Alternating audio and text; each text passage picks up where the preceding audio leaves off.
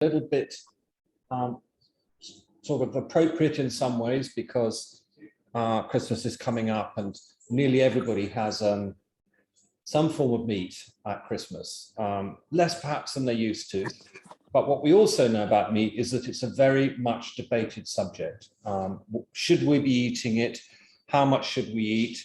What sort of meat should we be eating? And particularly the information, and I think you'll agree, Victoria, around the sort of advice when it comes to eating meat when you have cancer is pretty negative. Would you agree with that? Yes, it is. And I think this is going to be a really useful session to put things into context and some sort of balance about meat and making the most out of the meat. Yeah. Yeah, for those of you who don't know me, my name's Victoria, and I've been a nutritional therapist and a cookery demonstration for Brohn UK, who we're obviously working with alongside Square Food Foundation. I've worked for them around about 22 years now. So this is a really lovely opportunity to be able to work alongside Barny, creating some really super simple dishes, but with my little bit of input and discussion between the two of us as to how we can make the most of the food that we're eating. The portion on the plate, which as I'm always saying, isn't it, is so really vitally important. And to put things into context, plus maybe a few hints and tips that I can offer in various symptoms you may be experiencing, or why particularly a herb or a spice or a food is going to be useful to you to support your immune system. Sometimes we often talk about balancing your blood sugar levels as well, just because that's such a strong element to supporting your immune system. Barney, one thing I would say though is that this is for if you are going through a cancer journey, if it's you're poorly or whether you're feeling weak, but don't forget as well, just as important is for supporters.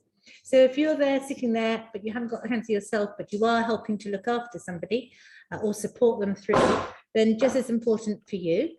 And just to remind you that I don't know where you are at the moment, but mention it to your friends. If they live in Scotland, if they live in Wales, if they live in the Midlands, it's still just as easy to register, and we can go a little bit further afield.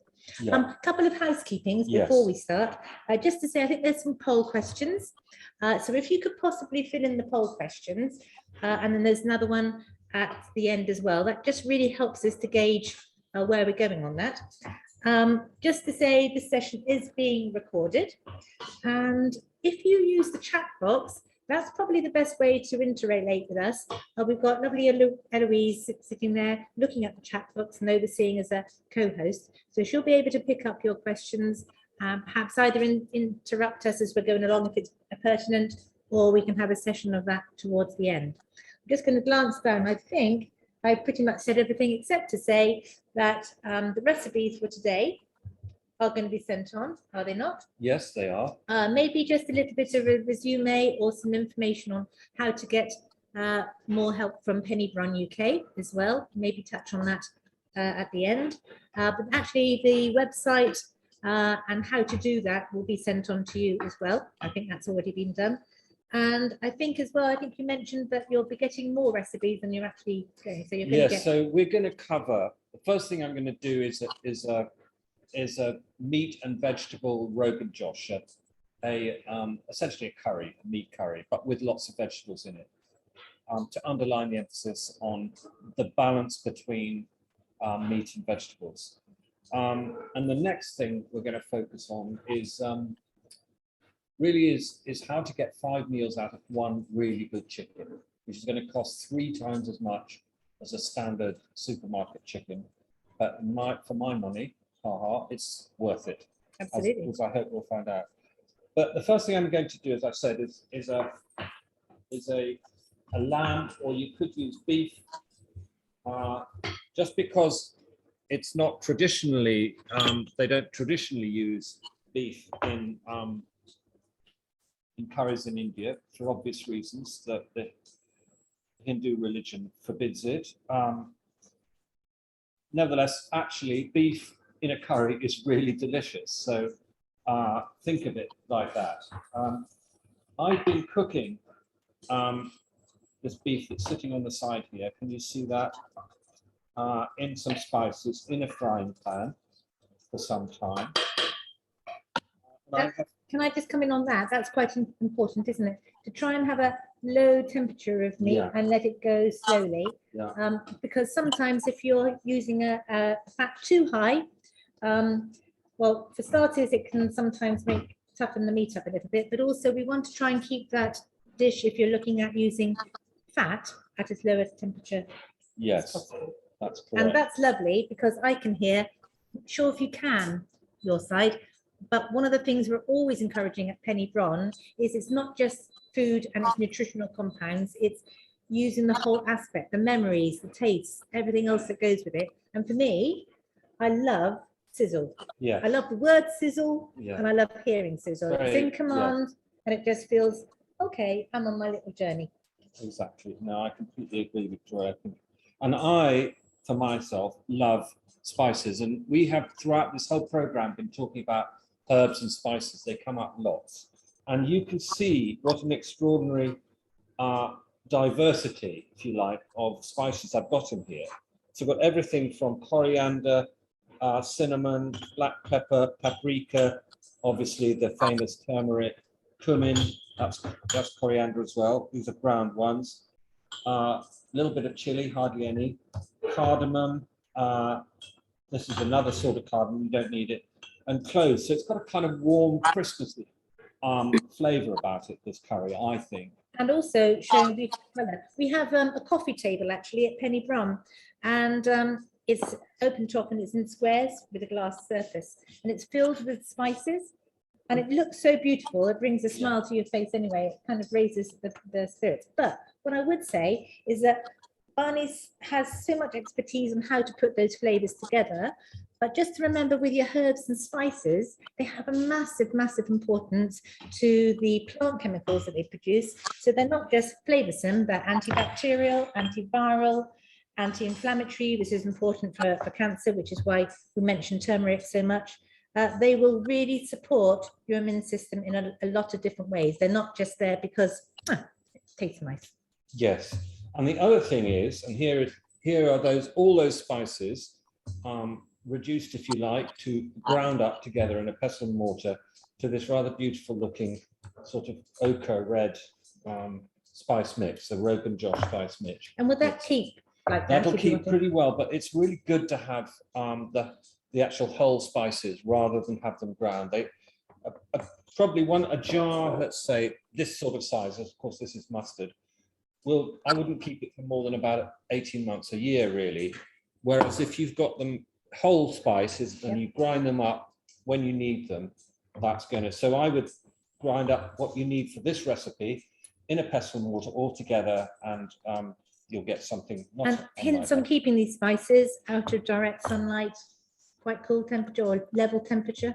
Yeah, very much so. It's difficult always, I think, talking about how long should you keep them, because actually they have found really important nutritional compounds from herbs and spices taken from Pharaoh's tombs. So that's kind of like 2,000 years old. So I don't think Barney and I are going to turn around and say you can keep them for 2,000 years. But the point is that they do have an immense power behind them, and kept well, then you've got quite a longevity. Yes, absolutely. And also they smell lovely. It's lovely here. You can keep this one here. Yeah. Lovely. Anyway, so here I had some onions that I've also sweated down and cooked down until they've got a little bit of colour on them. I've got the meat I'm putting in here now. I'm going to put a little bit more spice in here. I say a little bit, quite a lot. So not too shy about it. Then? No, I love spice, and I think you want a lot in there. And what I was thinking, I was talking to Dan earlier, Victoria, about this, that when you add a big sort of depth of spice flavor to a dish, you kind of need less of it. Yeah. Especially if it's meat. You know, you don't need so much meat if it's got a really rich, savory and warming flavor about it. What was this one you put in, Barney? So that was garlic, which I'm going to just put back. Garlic and ginger, fresh garlic. And fresh ginger. Just for anybody out there who may be feeling a little bit nauseous through treatment. One of the hints I've been saying for about 22 years, and sometimes I get feedback, and it's quite nice to actually help. Ginger has something called gingerol in it. And gingerol slows the mechanism of the stomach telling your brain you feel sick. And so that's why from centuries, it's been really helpful to take away that nausea feeling. Ginger juice can be really helpful on that, or just using ginger in your cooking or steeping it as a tea. So just bear that in mind if it could be helpful. And actually, one of the recipes I'm going to do, which fits really well with that message, is a chicken broth with mushrooms, leeks, and ginger and a bit of soy. And it's the most sort of delicious, simple, digestible. The whole broth thing is really interesting anyway, isn't it? So I've just got, you've seen that, that's like that, just sizzling away. I've got some frozen spinach. It actually, we had it fresh in about 6 months ago, but froze it, and this is what I'm going to put in there too. To freeze it like that? Freeze it like that. Well, I blanched it. Just blanched it. So that means just pouring the boiling water on top of it, was it? Or that's it, pretty well that. It's in the recipe actually. Oh, okay. But also, my point is that use frozen vegetables. There's nothing wrong. As you can see, these peas have come straight out the freezer. They don't even look green. They've got the frost of the freezer on them. I would just like to encourage you on peas, because sometimes I do think peas are seen as a little bit of a crisis management when you haven't got enough vegetables, so you kind of reach for your frozen peas. Don't forget, peas, brilliant for protein. Lovely green, helpful for flavonoids. So it freezes really beautifully. So don't sort of shy away from your peas thinking, well, they can't be anything but bulking something up. They're actually a really helpful little ingredient. Yes, they are. So I'm going to put the peas and the spinach into this curry, and also a little bit of tomato puree. And then Victoria, I wonder if you could get me a jug of water. The jugs are just round there. Right. You'll have to go in front of the camera. I'm sorry about that. I always forget. I'm never quite prepared. There's always something I'm missing. It is one of those things, actually, about cooking in general. Thank you. Just full of water would be lovely. Cooking in general, the way to be relaxed and not stressed is to be prepared. You know, it's an awful cliche, but it's actually true. So to have a lovely space, to know, to have your list, and to have everything around you so that you're not having to disappear every 5 minutes to just on that with the vegetables, one little tip.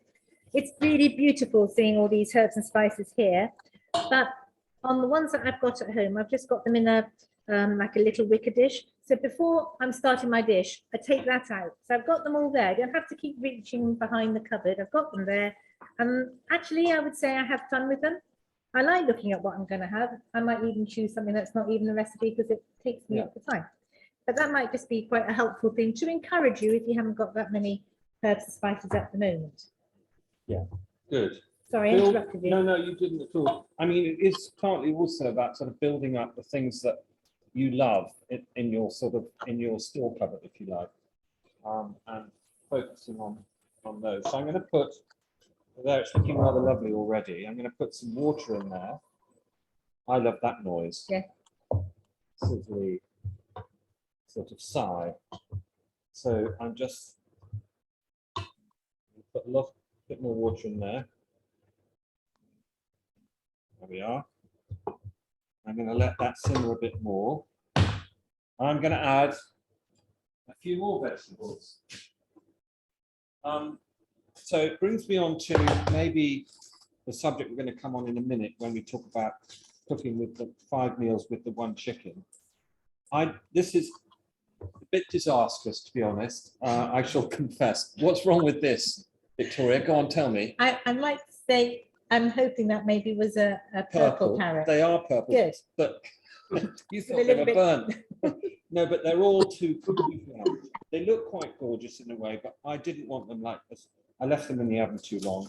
The point is, I was trying to make a point. But I did the best part of 5 meals, all on 1 tray. I'm going to talk about how these will fit in to the chicken dishes and this curry, just by putting them all together. It's a really good use of an oven.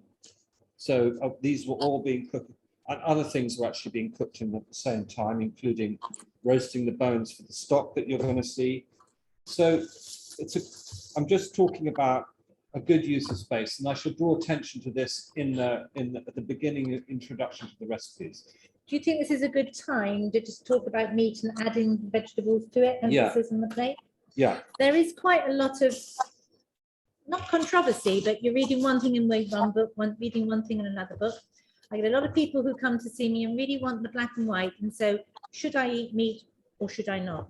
And I would say that the most important thing is to see what's comfortable to you. I meet lots of people who are vegetarian and feel really great on it, and other people are hankering after meat. We have to remember that meat is smacking for protein, for zinc, for iron, and it's going to really help you as far as your build and repair is concerned. But I think sometimes the element is the emphasis on the plate has gone over the top, and then it becomes negative. So I was really happy when we were talking about what we were going to cook, because actually the conversation was about what vegetables are you going to put with your meat.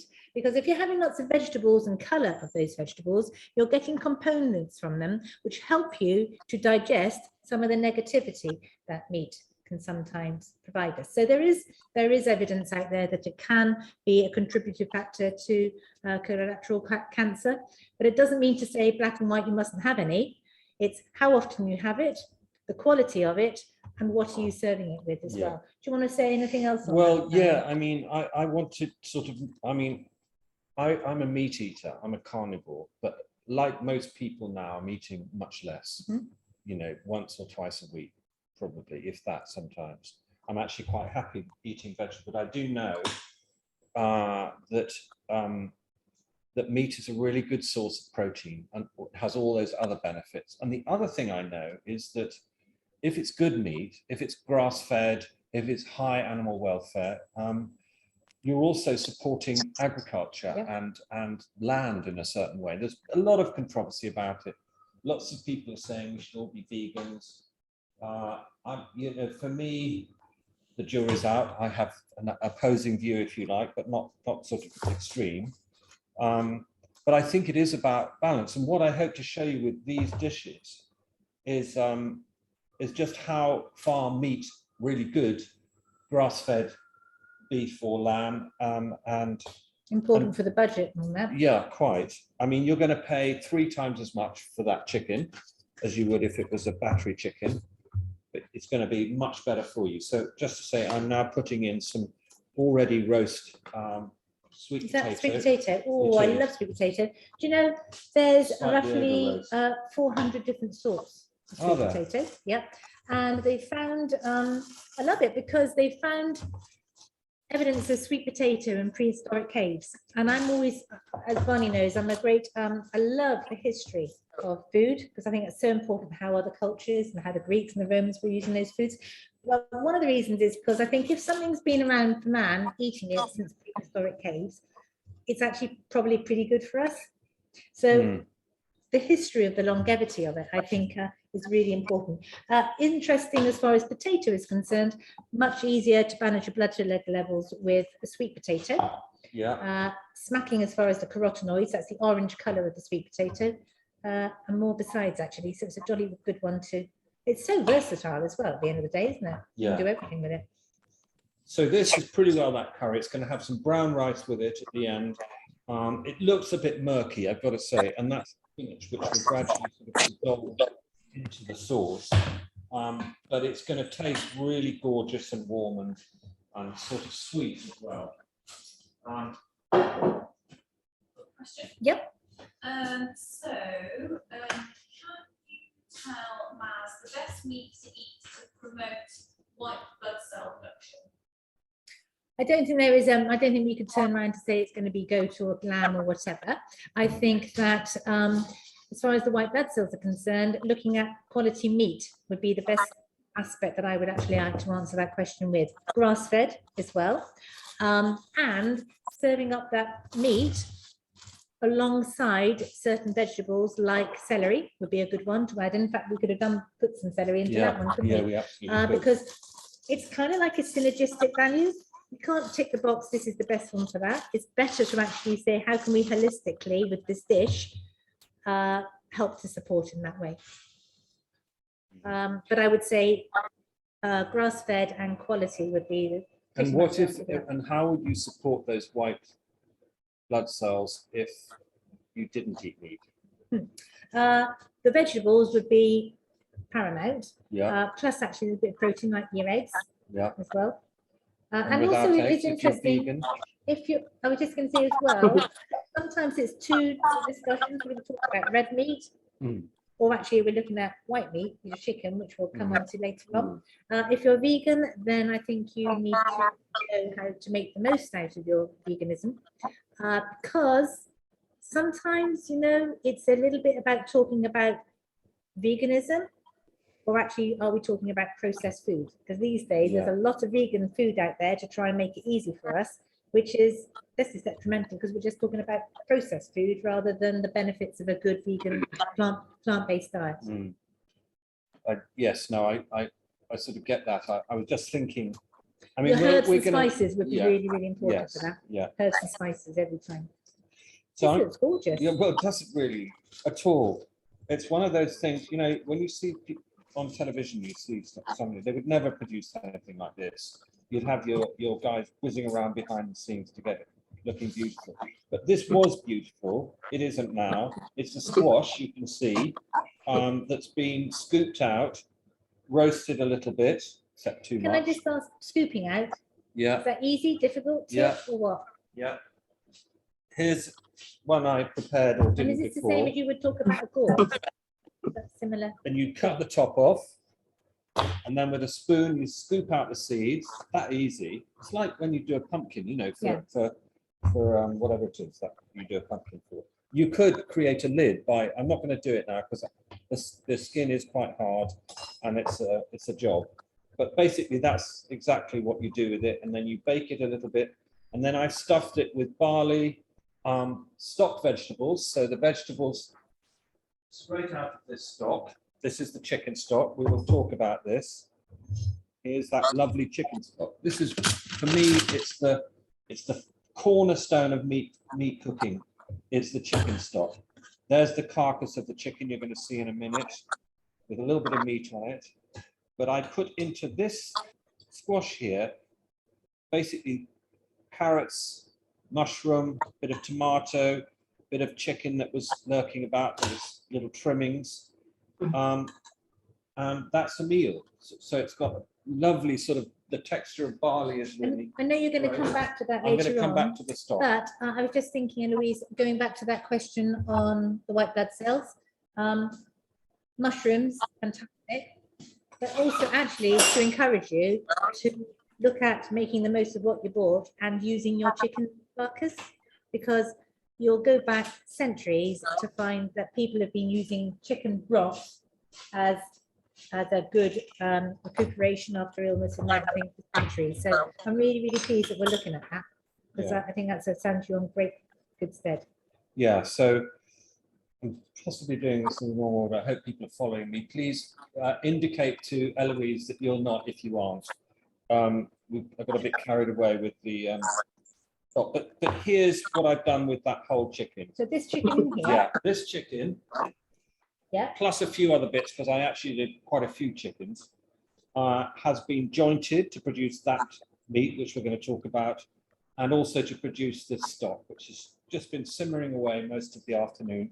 Guess where? In the oven, because I'm using that oven for lots of different things. so now we're kind of coming to see, although you might spend more for your chicken, you're actually going an awfully long way with a range of dishes. So actually the cost is coming back into balance a little bit more. It is. So what have we got? What are they all called then? So we've got, well, you tell me, Victoria. Well, my favourite, Yeah. anyway, is my thigh. Yeah, And actually also because I would go for thigh with bone in yeah, rather than boneless. yeah, You've got your chicken breast, yeah. Which ones? These ones? Yeah, fillet, yeah, your little wings, yeah, which are usually seen on people's minds, barbecued and spiced up. yeah, And of course, my good old drumstick, yeah, or I suppose you could call that leg. And chopped up. yeah. Just the little trimmings off the carcass. So Interesting though, because you've made use of the trimmings as well. yes, I have. Perfect. So the objective here, if you like, or rather the challenge, try and get 5 meals out of this 15-pound chicken. 5 meals for 4 people, not for 2 people, but for 4 people.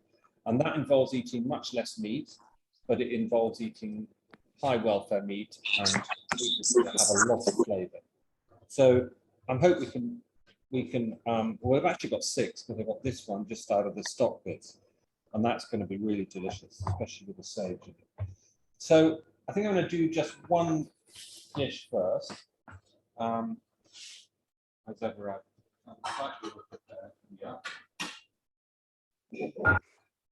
so I'm going to take the chicken wings, and you're not wrong, Victoria, to say this is usually done in some spicy way, but I'm also going to have those little trimmings there.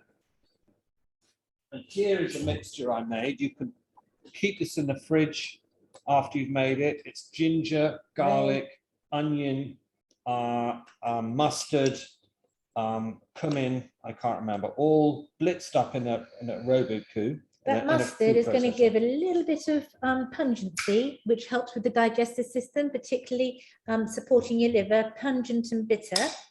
I think our grandparents would probably call them digestive bitters, really helpful to support the immune system. Yeah. And you mentioned something else, cumin. Well, cumin is well known for helping to dispel wind. And in a good quality Indian restaurant, you'd have cumin served up as a nibble. My husband was Polish, and cumin liqueur would often arrive after a meal for that very reason as well. Oh, I didn't know that. A lot of smell too. There's a good smell here as well, of the ginger in there as well. So you've just plastered it on the top. I've just plastered it on the top. I'm going to transfer this, or somebody else's, onto a roasting tray, and it's going to go in the oven and just sit with a bit of foil over it or something. Oven at what temperature? Low temperature, 160, 150, 160, something like that. So, and Eloise is very kindly obliging. And did you say covered or uncovered? I tend to put a bit of foil on top and then take the foil off just before it's... Okay. Is that quite a useful golden rule? Because sometimes I get a bit confused. Should it be cooked up? Well, if you think about it, there's a thank you so much, Eloise. Just a little splash of oil would be lovely. I'm just finishing off the curry. You probably can't see it. It's offset, as it were, over here, but it keeps going off with these induction hobs. So yes, it's to stop it drying out really and stop it browning too much is why you put foil or a lid on something anyway. But so I tend to use, it's so difficult because it's not something that you can write a recipe about. So you look at it when you go in the oven and you look at the piece of meat or the vegetable or whatever it is, and you think it's not cooked yet, but it's brown.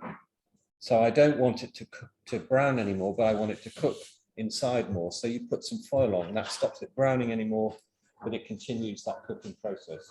I think one of the things on that is trying to build up a relationship with your food. So you're not just following the recipe and ticking the box.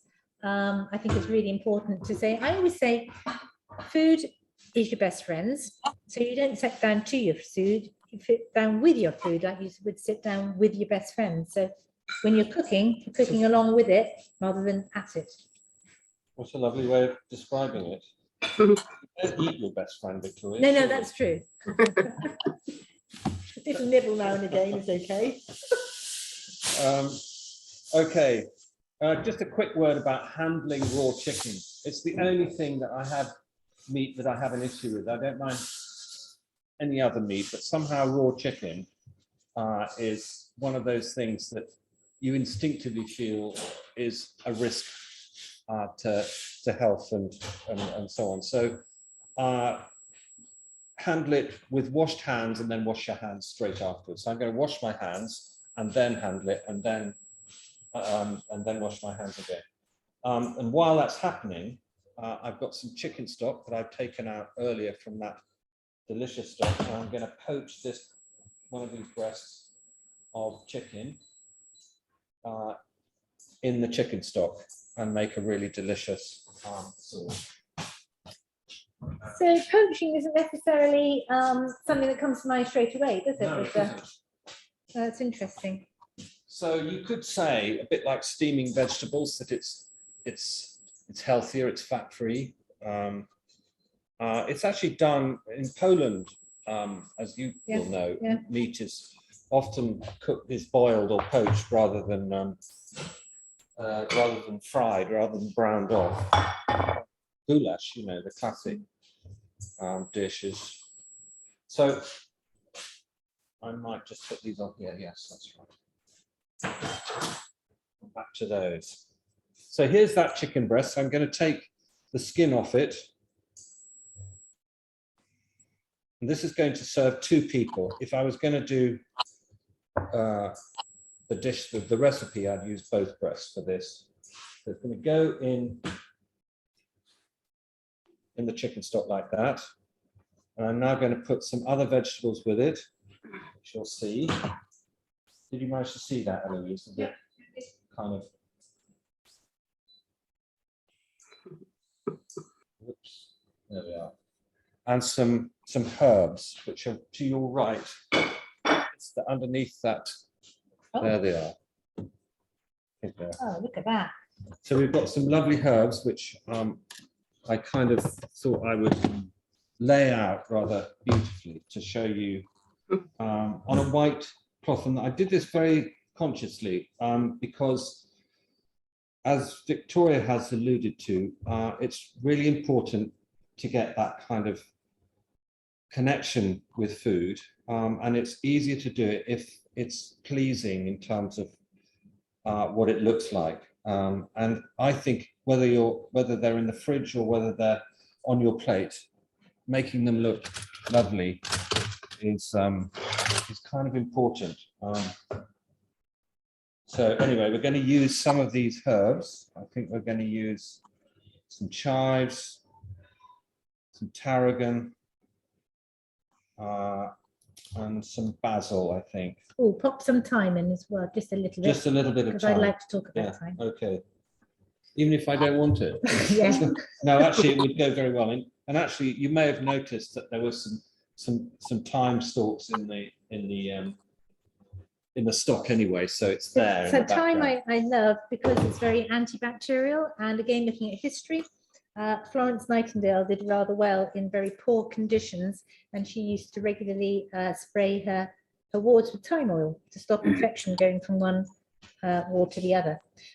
Basil, the Latin for basil is basilica, being godly, because the Romans recognized how useful it was for the digestion. And tarragon is lovely, actually, and tarragon I love fresh, but it's one of those ones that I would say also works well dried. It's very antifungal. So again, looking at trying to get all these herbs in, supporting your immune system. So the Romans used to stuff their shoes with tarragon to stop themselves getting athlete's foot. And in medieval times, they would go foraging and chew tarragon to make sure they didn't get any gum disease. So they knew what they were doing. It's just that these days they tend to be in the cupboard, making their way to the front when you suddenly got the right recipe. So I would actually say, great, have fun with them. That's a lovely combination. I wonder how they knew that stuffing tarragon in your shoes stop athlete's foot. I mean, where did that start? Relationship with food, It's Barney. quite interesting. No, but it is, if you think about it, it's quite. Barney's wearing quite clogs, a so leap you of could try faith. that. Huh? I said you're Yeah. wearing clothes, you could start trying it and see what you feel like. Yeah, well, I might give it a go. But meanwhile, what I've got here are those 3 herbs. Do you remember what they were, Victoria? Yeah, basil, thyme, tarragon. And 4 And then actually. your chives. And chives. I like to have some chives. So I'm going to chop these. Don't these forget up. when it comes to summer, if you're growing chives, those chive flowers are exquisite, looks lovely and really good in salads as well. Yeah. So they are edible. So these are roughly chopped up. Just before I'm going to add them, by the way, to maximize the flavor that they're going to bring. It's very easy to make a little herb look sad, isn't it? If you try and do the preparation a bit before. Right there, yeah. So I'm going to put some in here. Just going to show you where it's up to. It's just simmering away really gently in there. So how would you describe poaching? Bringing it to a temperature which is just under boiling or a bubble? Oh, or well below boiling. Well below boiling. It's, I don't know what it is. You look at that, it's barely simmering. It's just got a bit of movement in it. This is a tiny bit of a movement there, but nothing much more than that. So it's cooking very slowly through with the broth, and it's keeping it moist, because one of the things that we all agree on, whether we go for breast over any other joint of the chicken, it tends to be easily dried out. Yep. And it's the same with turkey, since Yeah. we're talking about that. And actually, while we're on the subject of turkey, we can segue beautifully into what you were saying that we were talking about earlier, which was to do with the giblets. Oh, wasn't yeah, it? that's right. I was going to say, we must remember to mention that if you do get a turkey, if you're buying your chicken, you don't often get the giblets. Often giblets are sent up in the turkey. In fact, I've had 2 Christmases in my life where I've been in charge and I forgot. And I've carved the turkey and it's come in this plastic bag of giblets. Yeah. So always remember to remove them. But brilliant to put into the stock. So if you've got the turkey, don't forget the giblets to make that stock as well. Exactly. So here's that chicken. Now you've just touched it. Why did you do that? Good question. To see how cooked it is. Now that it's hot and cooked on the outside, Oh, wow. I can do that, and you can see it's all spongy, no way cooked. It's going to need another 10-15 minutes at least. So another little thing I'm going to put in, if I can find them, here they are, into this sauce that we're making for the chicken. There's a few capers. I love capers. Again, people sometimes forget that capers are a herb Yeah. of benefit to man. And a lovely pungency and bite, which I always think is really helpful as a background taste sometimes. Very much so. I think what I'm going to do, Victoria, while that chicken breast is cooking, is move on to the chicken broth recipe, if that seems all right. Okay. So I said it's talking about chicken broth. I was saying that this is one of the most sort of comforting suppers perhaps you could ever have.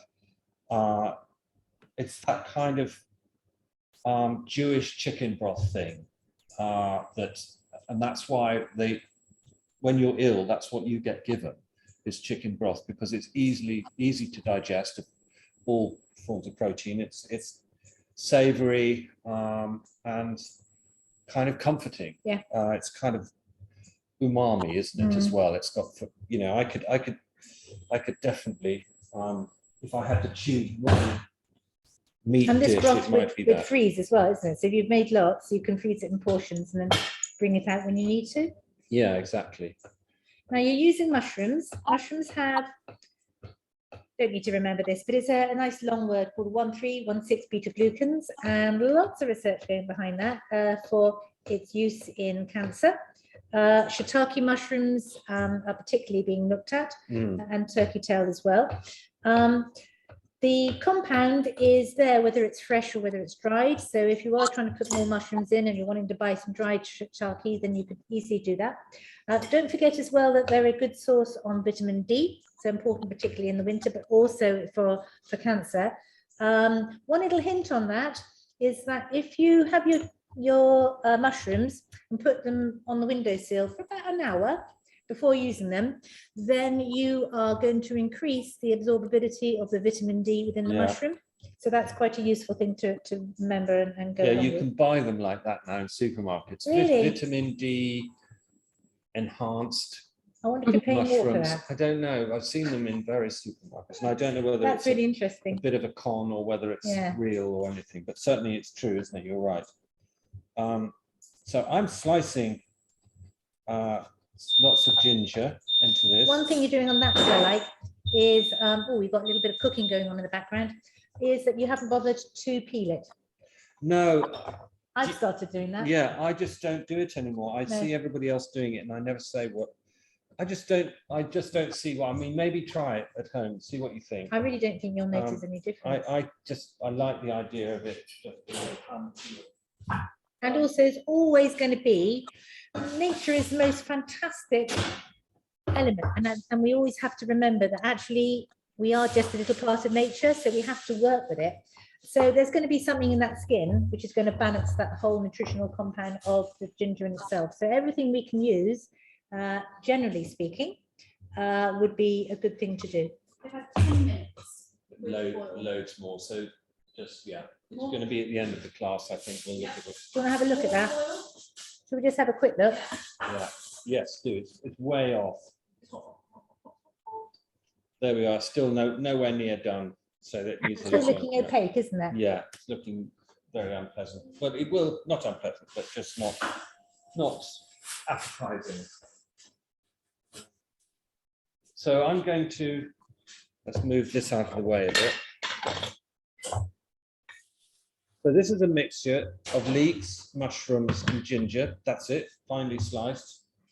It's very supportive to the chest, you know. And then I'm just going to put in some stock, which I'm just draining off like this. You could use a sieve, but I don't mind a little bit of so this stock, let's talk about it.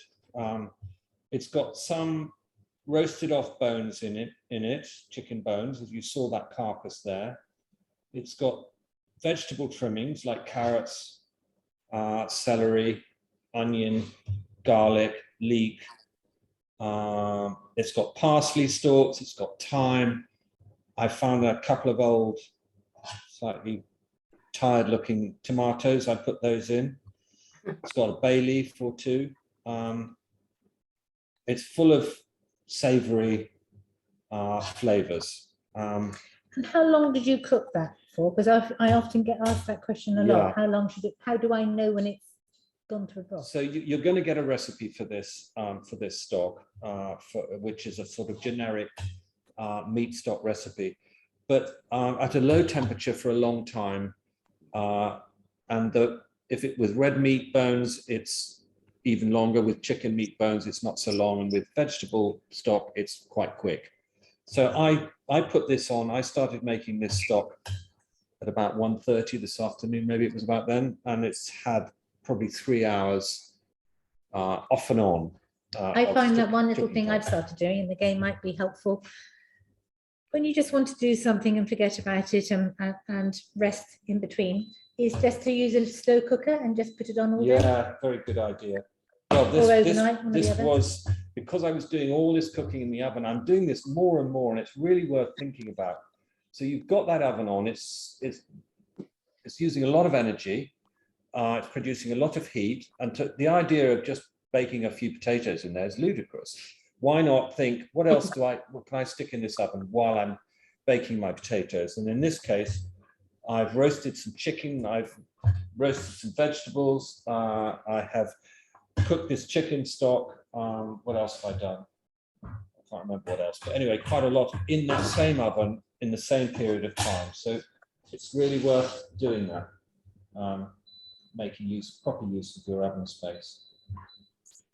Saving Which energy. is making proper use of the appropriate pans as well, isn't it? You know, you were talking about preparation, Yeah, and you're trying to take the stress out of it, and you're trying to gain a goal from your cooking, which we are today. The right utensils, the right pans, your favorite pan, your user-friendly knife. And I think as a chef, if you're the same as me with a cook demo, you feel right with your right knife. yeah. And then all of a sudden it's fine. If somebody gives you a knife and says, "I'll use this one, Barney," I'm kind of like, I'm not sure, No. like this one. That doesn't feel right for me. Yeah, I know what you So mean. that's quite a useful element to do as well. And stainless steel is often a good way forward. Yeah. So we'll come back to this. Well, you'll see it when you get the recipes. But basically, when you finish making the stock, you drain it through a colander and then drain it through a sieve, and then cook it a little bit more to reduce it a bit, and then you can put it in the fridge or the freezer and keep it for it will form a jelly, because that's coming from the gelatin in the bones. Whoops, it's gone off again. Which will be really helpful as far as your calcium is concerned. Always make use of the bones. So a completely different subject. If you're buying tinned sardines, buy those sardines with the bones, because that's going to give you the calcium. Good. Everything's smelling delicious, Barney. It's good, isn't it? That curry smells amazing. Right, what next were we going to do? I know what it was. So I've cooked some chicken drumsticks and some chicken thighs here. And how did you cook those? Just roasted them in the oven Kept while the I was skin on doing. for this. Kept the skin on because it protects the flesh from getting Right. dried out. Okay. Really simple, as you can see, just roasted off. but I did it because I was using the oven, and I'm going to put these two in the fridge and keep them for another meal, and use the other two for the next dish I'm going to do, which is incredibly simple. I'm not even going to make this dish.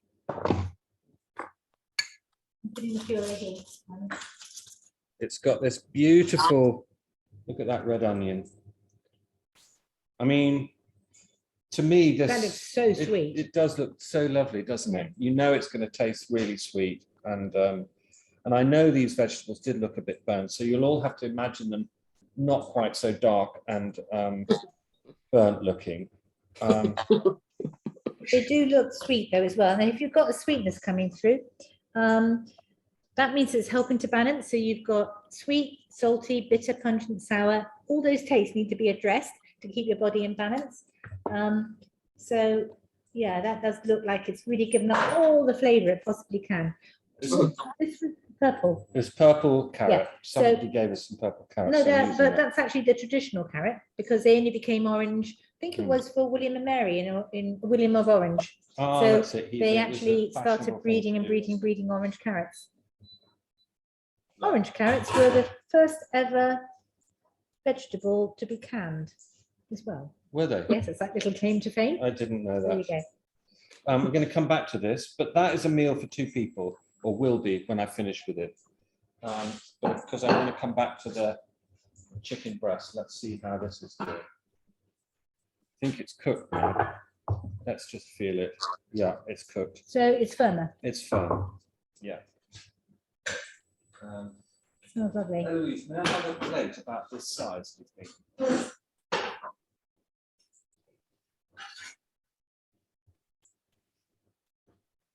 Yeah, thank you. Perfect. So, put that there. Do you want to talk a little bit about resting meat as well? Yeah, Sometimes people do think, oh, meat's done, get it on the plate and off we go.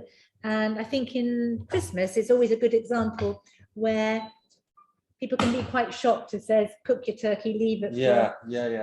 for half an hour, 45 minutes before you even touch it to eat it. So can we just look at that a little bit to make the most out of the flavour of the meats? Well, I suppose what's happening when you're resting the meat is that it's cooling down. Right. It's really that simple. And as it cools down, the molecules which are whizzing round in the meat, the hotter it gets, the faster they move, begin to slow down. So it's why if you cut into a piece of meat just after it's out of the oven, it always leaches liquor, doesn't it? Whereas if you let it sit for 10, 15, 20 minutes, the liquid just goes back into the fiber, and in that way is... So that's taste, and it's Yeah. also tenderization. Yeah, Okay. exactly. So this is this one pot dish, if you like. So that's the liquor in which I've just poached that chicken breast. And here are some vegetables that I've already cooked. They could be leftover vegetables. I'm going to just put those in there. Like that. So vegetables of your choice. Yeah, they're just broccoli and carrots as far as I'm concerned. Two of my favorite vegetables, and also incredibly good for you, aren't they? And both having been steamed, as was this rice. This is brown rice. Most of us hate brown rice. My kids used to loathe it. But if you put it in with this lot, it's just a bit, I think it's because it's got a sort of reputation, hasn't it, of being a bit worthy. One of the things I sometimes suggest on that is, if it's new to you, a bit of a halfway house is brown basmati rice. Yeah, Because that has a bit of a halfway taste, doesn't it? But yeah. it does. I would definitely. And brown basmati rice is the easiest rice for your blood sugar levels, keep them as balanced. Is it? Yeah. What more than, say, brown Yeah. rice? Okay. That's interesting. I need an assistant on this side, I think. Not just on that side. Never mind. There we are, that's that.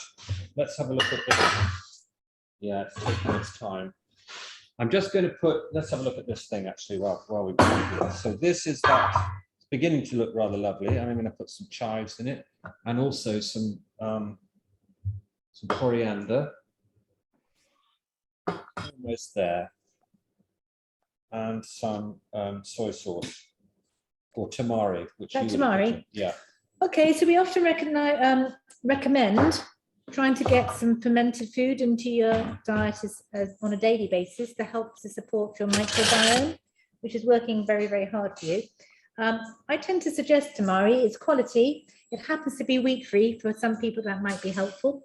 And it's actually fermented for around about 3 years before it comes to our table. So, and also actually it does have a depth to it, isn't it? You do tend to taste the difference between something like a tamari and just a quick shop bought soy sauce.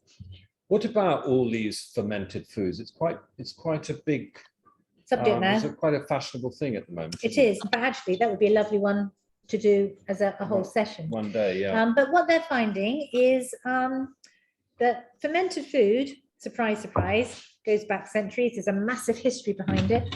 And if you look at the world, every culture around the world has found actually that there's a fermented food that can help us with our digestion.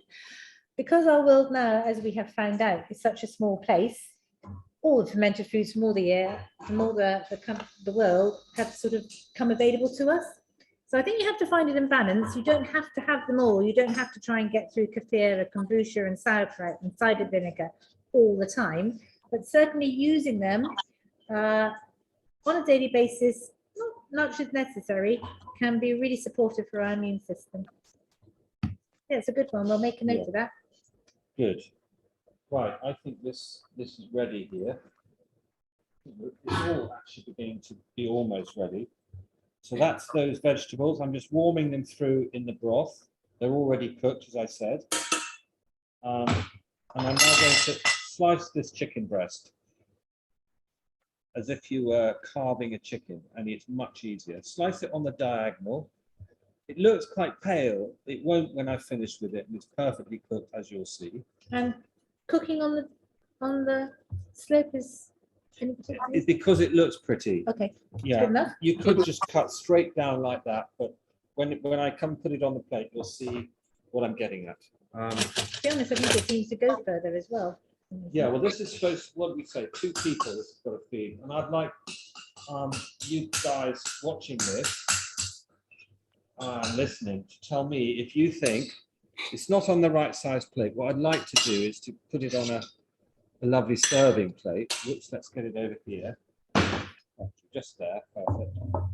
A serving dish rather than on a big dining plate. Having said that, so there's your time. So all's well, isn't it? So it's carrots and broccoli and rice, incredibly quick. If you took out all the other stuff I've been messing around with, this dish probably takes 15 minutes. Of course, I've got cooked rice, I've got cooked vegetables, I've got a prepared chicken breast, and so on. So it's kind of, it's a bit disingenuous to say it only takes 10 minutes, but really it's very quick. And I think just before eating, if you spend a long time and you're stressed just before you sit down to eat, it's not as good as if it's actually been quite relaxing and straightforward. Well, I would say that on one of those, whether you're saying grace, whether you're just taking a deep breath, dropping your shoulders, that's actually going to enhance your digestive system. So we're looking at all the little tricks we can find to be able to support your immune system, to smell your food, to sit down, to enjoy it. You've actually just ticked a box, you switched on your immune system. So it's not just about homing in there and gobbling it down. No. So the last thing, this is what will take away that slightly anemic looking color of the chicken breast, is a lovely zing of lemon mixed in with these herbs and a little bit of olive oil. Squeeze in like that. No, that's the lemon, this is rather than the olive oil. This is the olive oil. You have to remind me when I start calling olive oil lemon or whatever. So I'm going to just put some of this over here, and immediately you see it looks really lovely, doesn't it? It looks a bit fishy actually, as if it could be fish rather than. So you've got to imagine this is spread out on a slightly bigger plate. Will this feed 2 people? It's got that lovely broth, the chicken broth in there, which has been absorbed into the vegetables. And that's going to go, so normally we'd eat 1 chicken breast. This is 1 for 2. There we are. Let's have a look at. I'm going to put this here. Thank you very much. This is done now too. How marvelous. Have I got another load? I have. Let's use this. So this, I think, is the one that I was talking about. I'd sort of just go to as being kind of nutritious, easily digestible, warm. I don't know. If you're feeling a bit tearful, I reckon this is a good one. I did actually have this when I was feeling tearful, when I had my cancer. It was a kind of, yeah. But that's where we're looking at, that I hope that this is showing us what benefit we can get from plant chemicals and nutrition, but what benefit we can also get from food, its memory, its We try comfort it. factor. of See the what we different think. elements. Yeah.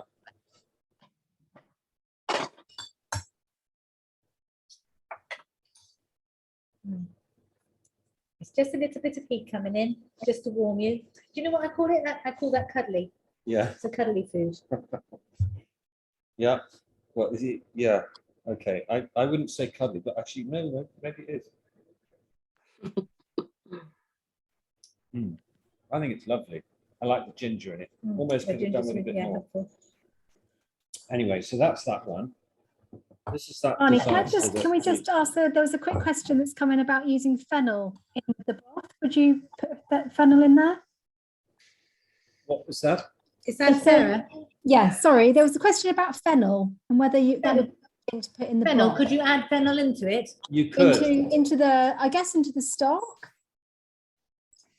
Into the stock, yes.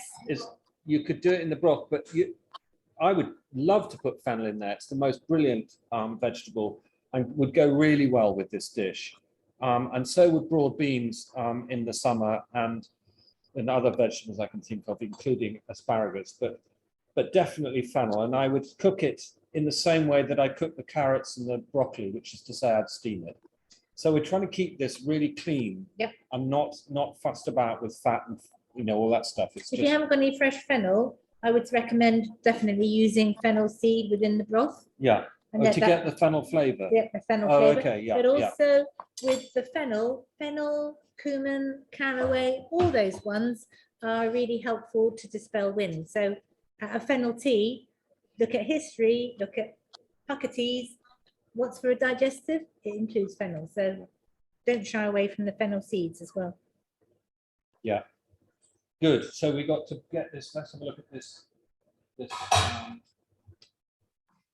curry here looks a bit dire, doesn't it? I'm always very critical of my food.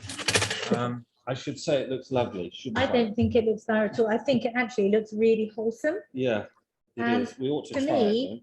Oh, I can't wait. Though. Well, let's get it on a plate then, shall we?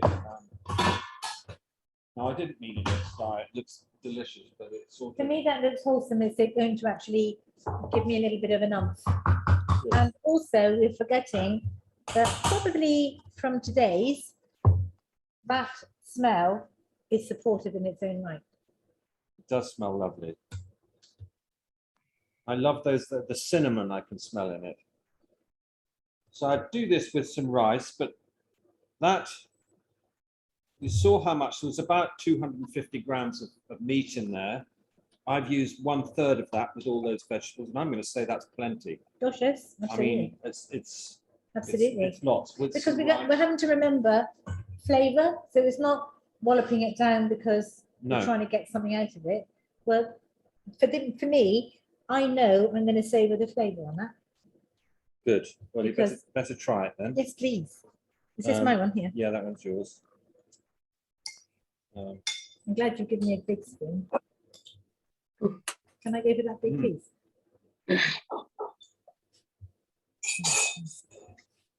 It's good, isn't it? Absolutely. That's supportive. That Mm. is so supportive. It's really delicious too. Forget the support. It's lovely. It's No, gorgeous. it is. It's also. Well, I said it's got that kind of. And it's got a warmth. good texture, Mm. warmth. Okay, I'm so Um, pleased there's some left over. so I said there was going to be another dish here. Can we just go back to this one? then? Oh, yes, sorry. Good. What were you going to say about it? How did you put it together? what would you say about the ingredients? You So- have barley. So it's got a mixture of cooked barley, obviously already cooked. It's all in the recipe actually. It's got sage, it's got mushrooms, it's got onion. It's a stuffing. You know when you stuff peppers, it's a very similar thing to that, except it's a pumpkin instead of a pepper, and it's using chicken broth to cook the barley in. Just on the So- barley, again, a really helpful. Go Mm. back. Whose grandparents used to talk about lemon barley water if you had a digestive yeah. upset? Barley is really helpful for the microbiome, and it's very gentle. It's got gluten in it, which isn't suitable for some people, but actually it's really gentle on the immune system, on the digestive system as well. Mm. Was that pearl barley? It was. Which is what I would suggest is probably the easier way. Mm. I love it. I love the texture Yeah. of it. And Yeah. You can get barley flakes now too, which is really nice. If you're making your own muesli and you want to stay away from wheat, I do barley, millet, and quinoa flakes together. So I suppose one of the things that we could say about everything I've done in the last hour is that most of it's been done before, and including even some of the meat itself, like the broth and so on. So I think it's really worth thinking about the whole business of cooking and eating when you're not well, is to make it as little work for yourself as possible. And if you can do several things at once, like all those things I put in the oven at the same time, and then refrigerate them. So I also did, I haven't shown anybody these. These are going to be part of another meal, which we're not going to do, but which will be on the recipe. And because I thought, what else can I cram into that oven? And I had some tomatoes and peppers in the fridge. So I put them in. You could put those on the side of the other, of that chicken there, just on the side. Yeah, you could, couldn't you? Needs a bit of brightening up. We have time to add the tin foil on that. Yeah, please.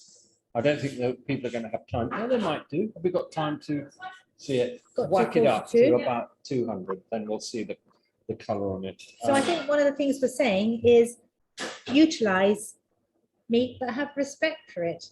Mm. And then I think if you're having respect for it, that means the quality, but also a little bit of knowledge of how you can bump up the portion size with those elements which are going to be more helpful to reduce the negativity of the meat, then you've got a balance happening. And that's why we've also I'm just been interested in why you use that word negativity. negativity only because it's out there. I don't What think that, people say about it, but yes, it's not because I in think itself. it's a no. I think that meat is very, very helpful to us because if you are lacking in iron, you're lacking in B12, you're looking for some protein, then you can't beat what meat is going to be offering you. No. Because it's the quickest source in. Emphasis on the plate is important. And I think as Barney and I will all be saying, there is no one diet that suits everybody. So vegetarianism or veganism, of course, has its place, but and some people can certainly do terribly well on those diets, but it's not for everyone. No. But I think if you are eating meat, sitting down to a big plate of half a plate being kebab with 2/3 chips and some peas on the side, probably a tin of mushy peas. Actually, if you look at those elements, it's not the food that's the problem, it's the emphasis on the plate that's coming your way. And I think that this has shown us how much you can utilize it, but in a balanced sort of way, which makes it completely, for me, positive. What do you think of my burnt squash? That's what I want. Actually, I think that's really sweet.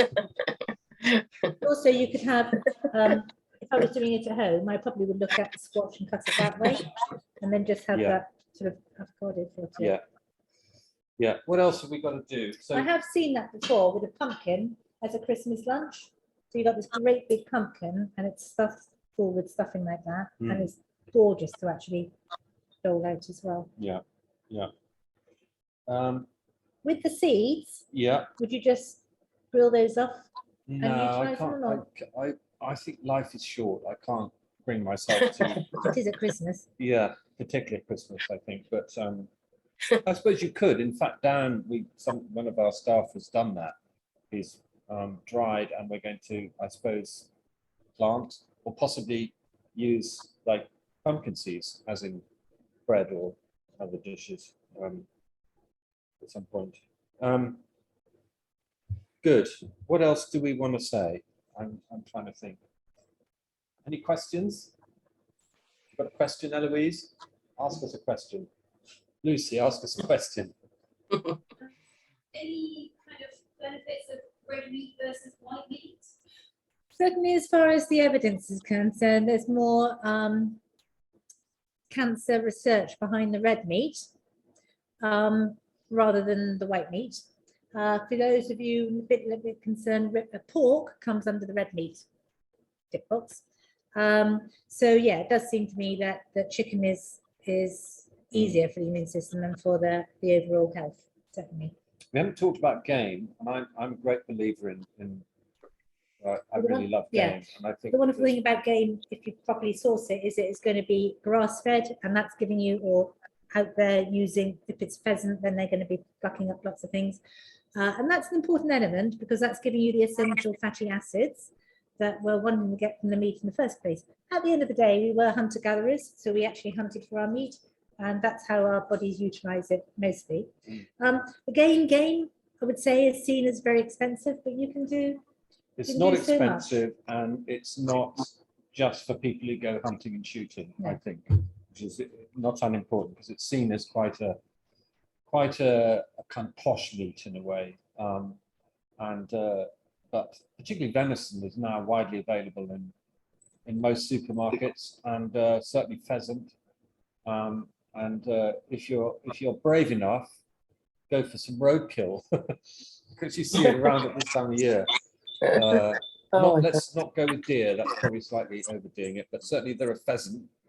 I've done it, but perhaps I shouldn't suggest that. It's not a good idea. So there's a question here about kind of steering clear of things like sausages and pate. Yeah. Processed. 100%. And what is a processed meat? Some people consider bacon a processed meat. It is. So it's sausage, but it's a high quality sausage over there. Okay, so I think as far as sausage is concerned, yes, you can nowadays get good sausages. Bacon is, sometimes there's a fine line between a preserved meat, like a proper Parma ham, which is just salt. But even so, I would say, oh, gosh, no, never. I would just say, yeah, try to keep it to a minimum. I mean, loads of, I think as far as once every couple of weeks, but again, you see, it's difficult, isn't it? The trouble with nutrition is that it's very difficult for a majority to give a black and white answer. You have to look at the grey. So the answer to that is how often? Well, it depends. What are you serving it with? What's the rest of your diet like? And how much are you using of it? So again, that's a sort of a guideline, really. All these are guidelines. But I think if you are a meat eater, you can raise the spirit just by the smell of a bacon sandwich, don't you? So that's part of the healing process. It's whether you're having that bacon sandwich every day in a fryer, grilled, etc. as well. But I think that with processed food, processed meats, there is a bit of a quality issue of it as well. Yeah. Yeah.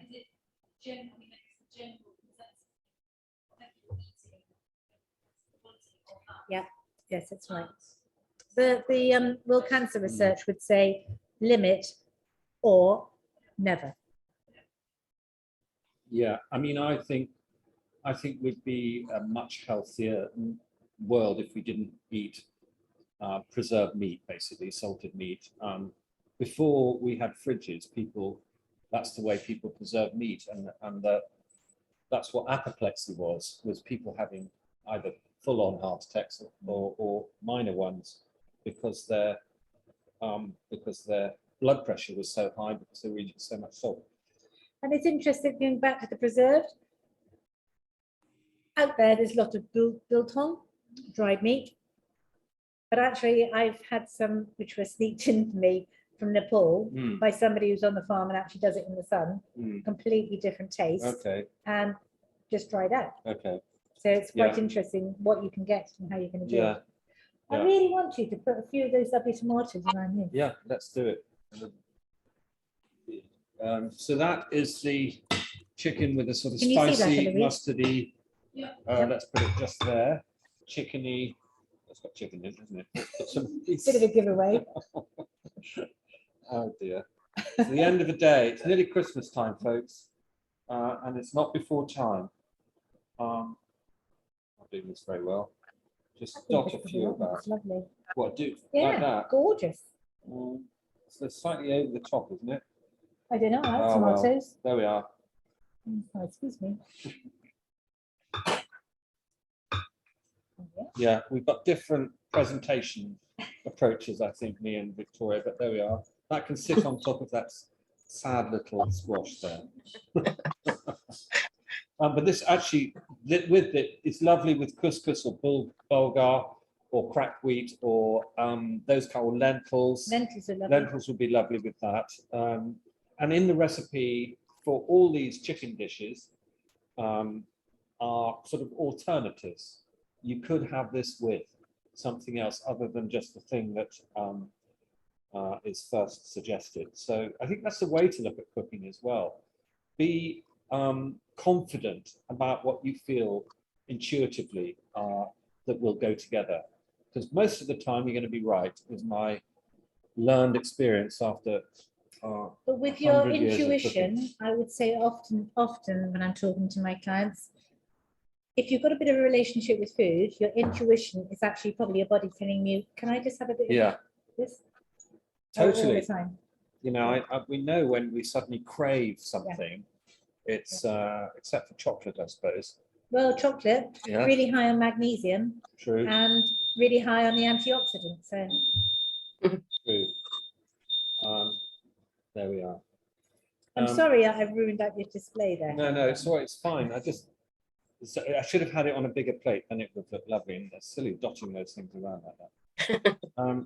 Anyway, I think probably. Yeah, we've come up to it, haven't we? we've come up to Whiz the through. end. I mean, Barney and I, we could stand here talking about food. Wittering on. Yeah, Yes. for hours. For hours.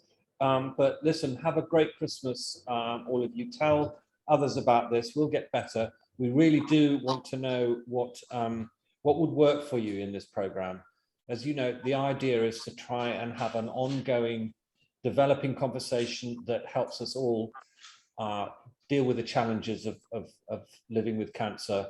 And for us as a cookery school in particular, and for Victoria and I to know how better to serve that challenge, if you like. So What I've made a mistake. I can't remember because I didn't look it up. The next session is in a month's time. It is, do you know what the date is? And I think it's the theme is condiments, isn't it? might be. Yeah. Yeah. So please tell other people and hopefully see you again. I think there is a poll at the end just for you to do, and that would be really helpful too. Have we got a date there or? Just getting 24th, thank you, 24th of January. January. Did you have a Good. theme? Oh, lovely, sugar and spice. Sugar and spice. Excellent. Thank About you. time. Lovely. Good. All right. Well, Okay. have a good Christmas, everybody, and we'll see you in January. Thank you. Thank you. Bye for now. Bye.